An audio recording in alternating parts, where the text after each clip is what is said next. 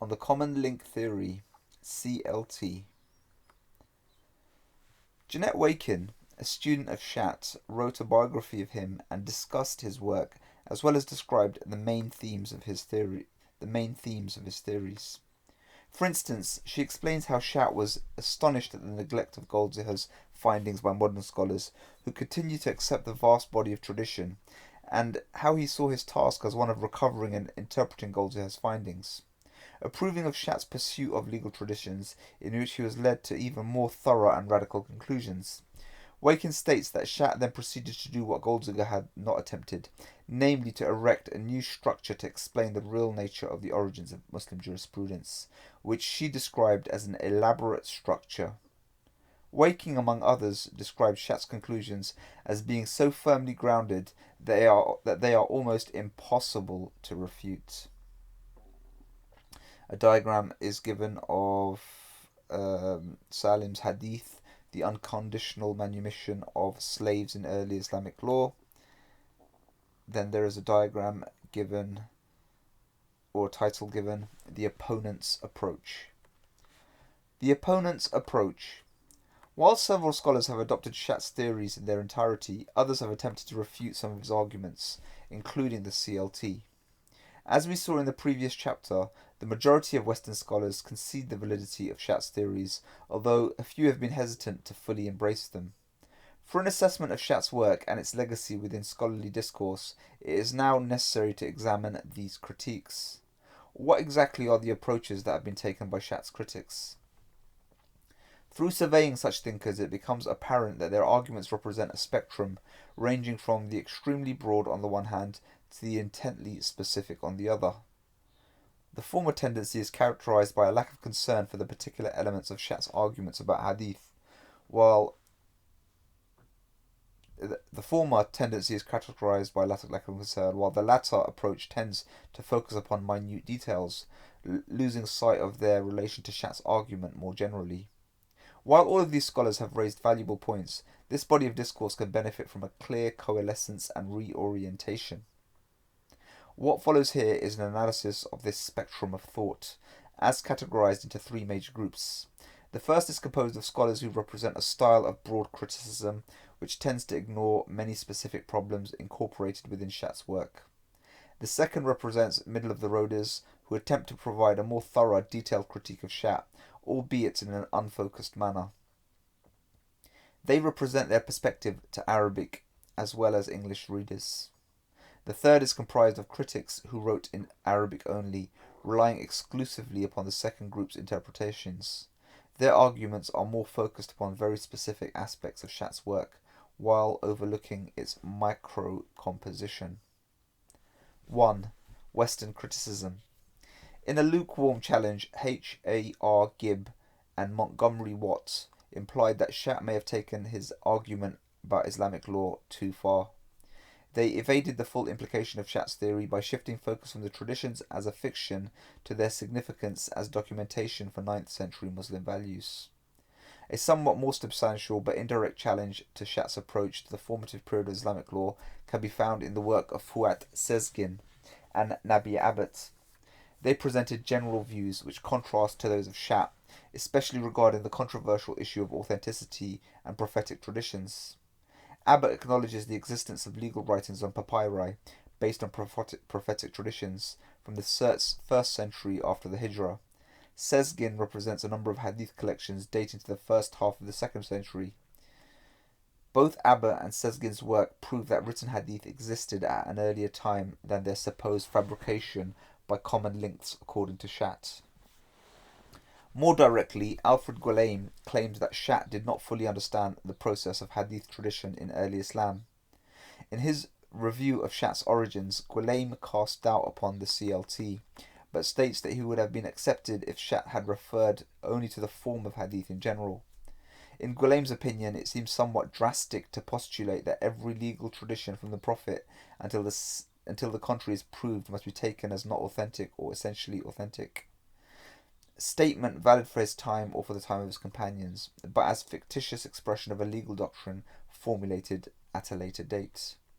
This position constitutes only a partial rejection of Schacht, which lacks supporting evidence, given the limited nature of its presentation. As directors claim, but with more attention to particular evidence, the work of Rubin challenges the common link theory. Rubin's book The Eye of the Beholder is a study of prophetic seerah, which also contains explicit criticism of Schacht's approach to isnad. In Rubin's opinion, the prophetic utterances were even when reflecting an advanced stage of dogmatic development, and can be dated to a much earlier time than proposed by Schacht. Rubin asserts that nothing dictates against the emergence of authentic prophetic utterances already in the lifetime of the companions to whom they were attributed. Rubin explains that incomplete isnads, in which the names of companions are obscured or entirely missing, perhaps reflect a later stage of transmission, when the possibility of pretending to quote from the companion was diminished. The most developed challenge to Schacht's work amongst the first group of scholars came from Noel Coulson in his History of Islamic Law. Although Coulson believes that Schacht's thesis is irrefutable in its broad essentials, he does challenge certain details in Schacht's line of argumentation. Coulson accepts that the vast majority of legal dicta attributed to the Prophet are apocryphal, resulting from back projection of legal doctrine, but also claims that legal traditions originated from an earlier source than supposed by Schacht. The second trend in early jurisprudence was a growing emphasis on the notion of sunnah, or established doctrine. In order to consolidate the idea of tradition, the doctrine was represented as having roots stretching into the past, and the authority of previous generations was claimed for its current expression. Although such authority was at first anonymous, increasing formalism soon attached the specific names of former pious personages to the doctrine. It was projected backwards through intermediate links to the early generation of Muslims. Omar, for example, was frequently represented as the originator of Medinan Sunan, and Ibn Mas'ud held a similar position in Kufa. Eventually and inevitably, the process ended in the claiming authority of the Prophet himself for the doctrine. Here, Coulson offers a modified version of the CLT, which aimed to solve the problem inherent in Schacht's speculation. His suggestion is to regard the precedents of the Prophet as the supreme and overriding authority for law. Such a proposal does not constitute a rejection of Schacht's precepts, but attempts to reform the CLT in negotiation with its opponents. Coulson's modified version of Schacht's theory places an earlier date on the origins of Islamic law, claiming that the evidence of legal traditions carries us back to the year 719 in the CE and 100 in the Hijri dating.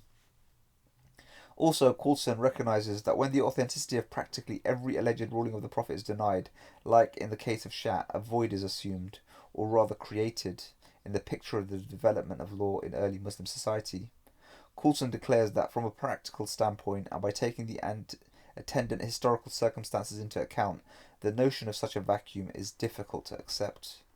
This triggered a fierce reaction by Schacht, who in a lengthy book review of Coulson's History of Islamic Law wrote, Mr. Coulson makes the projection backward of doctrines to higher and higher authorities, and finally to the Prophet, and the creation of fictitious isnads for granted.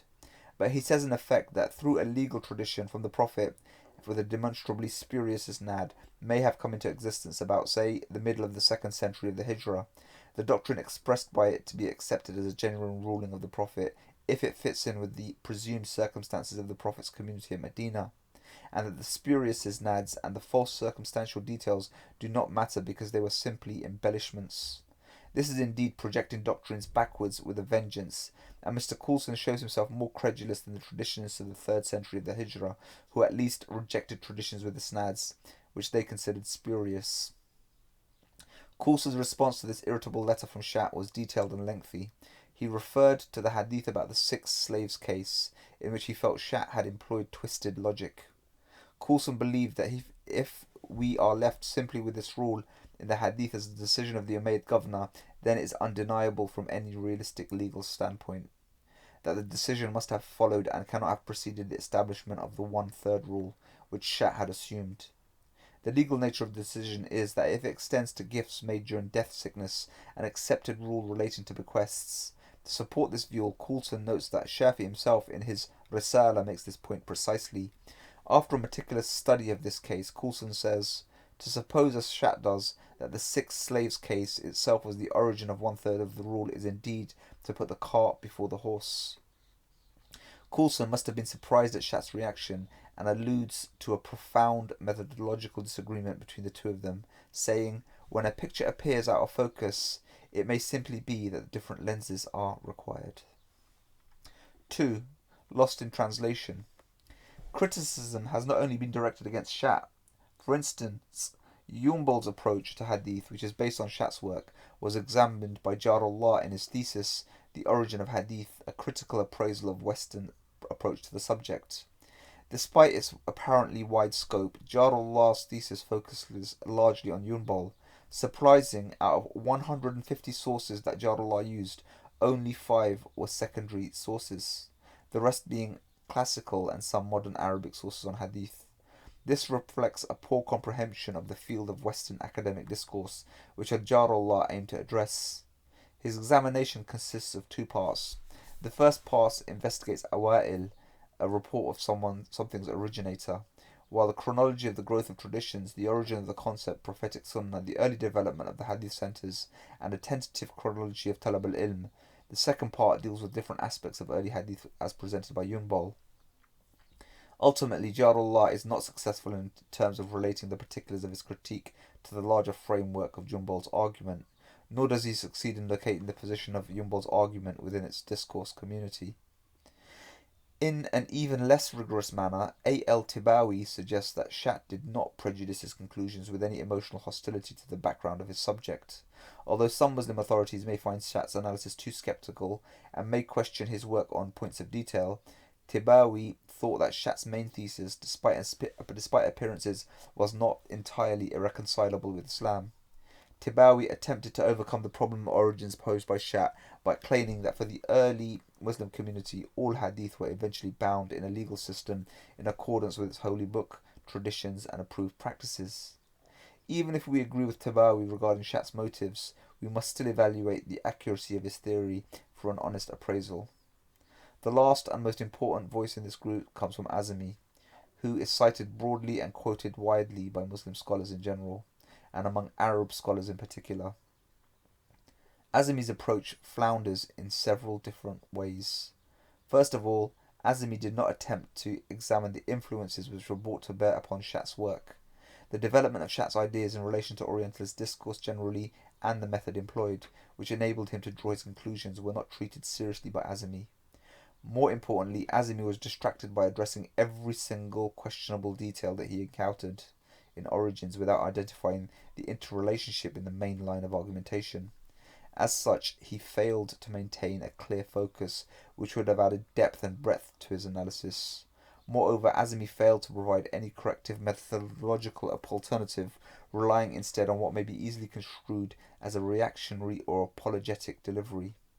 It is important to mention that Azami attempted a comprehensive critique of Schacht, although his argument was insufficient because it was excessively polemical in tone and was not as careful as he repeatedly claimed.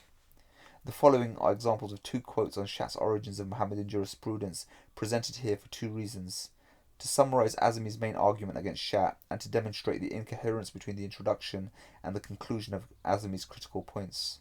The first quote is taken from Azami's introduction, where he states, "Schacht has apparently failed to consult some of the most relevant literature. He often misunderstands the text he quotes. The examples he uses frequently contradict the point he is attempting to make. On occasion he quotes out of context. He applies unscientific methodology for his research, thus drawing conclusions that are untenable when the evidence of the text as a whole is weighed." The second quote, a summary statement, comes from his conclusion. "Careful scrutiny of the examples and the repeated reference to the original source material reveals inconsistencies both within the theory itself and in the use of source material. Unwarranted assumptions and unscientific methods of research, mistakes of fact, ignorance of the political and geographical realities of time, and misinterpretation of the meaning of the text quoted, and misunderstanding of the method of quotation of early scholars." In refutation of Schacht's work, Azami devotes a whole book in which he summarized Schacht thus: 1. Law fell outside the sphere of religion. The Prophet did not aim to create a new system of jurisprudence. His authority was not legal. As far as believers were concerned, he derived his authority from the truth of his religious message. Skeptics supported him for political reasons. 2. The ancient schools of law, which are still the major recognized schools today, were born in the early decades of the 2nd century AH By Sunnah, they are originally understood the living tradition, that is, the ideal practices of the community expressed in the accepted doctrine of this school of law. This early concept of Sunnah, which was not related to the sayings and deeds of the Prophet, formed the basis of the legal theory of these schools. 3. The ancient schools of law gave birth to an opposition party religiously inspired that falsely produced detailed information about the Prophet in order to establish a source of authority for its views on jurisprudence. 4. The ancient schools of law tried to resist these factions, but when they saw that the alleged traditions of the Prophet were imposed more and more on the early concept of Sunnah, they concluded that the best that they could do was to minimize their import by interpretation, and to embody their own attitude and doctrines in other alleged that they joined in the deception. Traditions from the Prophet. 5. As a result, during the 2nd and 3rd centuries AH, it became the habit of scholars to project their own statements into the mouths of the Prophet. 6. Hardly any legal tradition from the Prophet can, and therefore, be considered authentic. 7. The system of isnad, used for the authentication of hadith documents, has no historical value. It was invented by the scholars who were falsely attributing the doctrines back to the early authorities. As such, it is only useful as a mean of dating forgeries. The importance of this summary lies in the fact that the Arabic literature about Shat almost entirely relies upon Azami's interpretation. Therefore, it is necessary to understand how Azami articulated the main precepts of his argument. Stay tuned.